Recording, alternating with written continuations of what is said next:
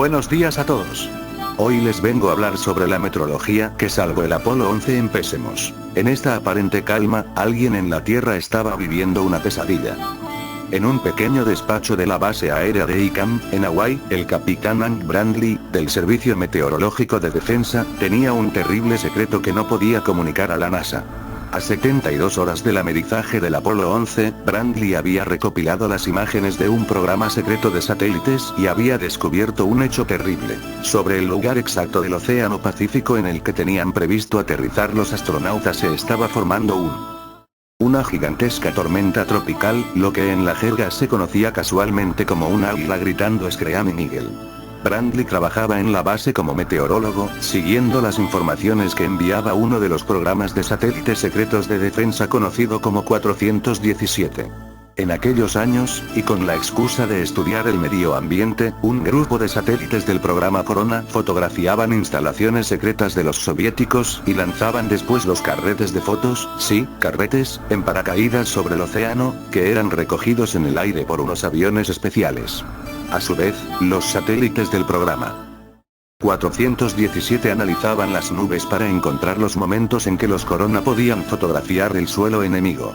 Mientras se recopilaba esta información tan valiosa en la Guerra Fría, algunos técnicos como Brandley habían descubierto que las imágenes desde el espacio les servían para hacer predicciones meteorológicas con gran precisión en áreas muy concretas.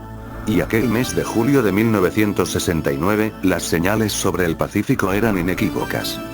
La situación era absurda, recordó Brandley en una entrevista de 2004.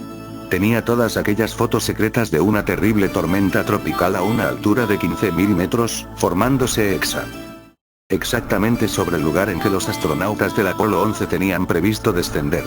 La tormenta habría desgarrado el paracaídas de la cápsula y lo habría hecho trizas, se habrían estrellado en el océano con tal fuerza que habrían muerto al instante. Yo era la única persona que lo sabía, porque el programa y la tecnología eran estrictamente clasificados, y no podía avisar a la NASA. Mientras tanto, el portaaviones Hornet y su escuadrilla se dirigían con sus miles de hombres hacia la zona donde estaba prevista la reentrada de la cápsula del Apolo 11. Por una de esas extrañas casualidades, el capitán Willard Sam Houston acababa de aterrizar en Hawái solo 2 días antes del lanzamiento del Apolo para asumir el control del servicio meteorológico de la flota. Y lo que es más importante, el capitán Houston, que venía trasladado desde la base de Rota, era el único que había trabajado con la Marina y conocía el programa secreto de satélites Corona, así que ya tenía en su cabeza la idea de comprobar bien los datos del lugar de aterrizaje por una doble fuente. El programa de satélites espía de la Fuerza Aérea se mantenía en secreto para el resto de ramas de la administración, explicaría Houston años después. Estábamos en la Guerra Fría y aquella tecnología se ocultaba celosamente. Yo sabía que el satélite orbitaba por la zona del amerizaje y quería más información. Lo cierto es que Brandley citó al capitán para darle un mensaje muy importante y cuando Houston apareció por su oficina, prácticamente lo arrastró hacia dentro de la habitación, según sus propias palabras.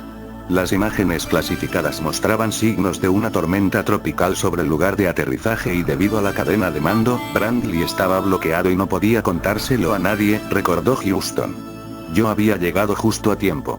El mapa que manejaba Brandley, izquierda, y una imagen del capitán Houston en 1969. Pero el asunto no estaba aún solucionado ni muchísimo menos. Ahora era el capitán Houston el que debía dirigirse al almirante Donald C. Davis, comandante de la Fuerza Operativa 130 a cargo de la recogida de los tripulantes del Apolo 11, y convencerle de que cambiara de rumbo. Y debía hacerlo sin explicarle por qué, puesto que no podía revelar la información sobre los satélites secretos. Houston tenía que convencer al almirante Davis sin las fotos, que procedían de un satélite que se suponía que no existía, recuerda Brandley. No le podía decir cómo sabía lo que sabía.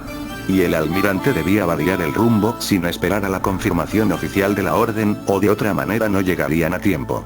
La respuesta del almirante después de la visita de Houston fue lacónica. Ahora tendrá usted que convencer a Washington, le dijo, y antes de ordenar que la flota se dirigiera a un nuevo destino añadió, más vale que tenga usted razón.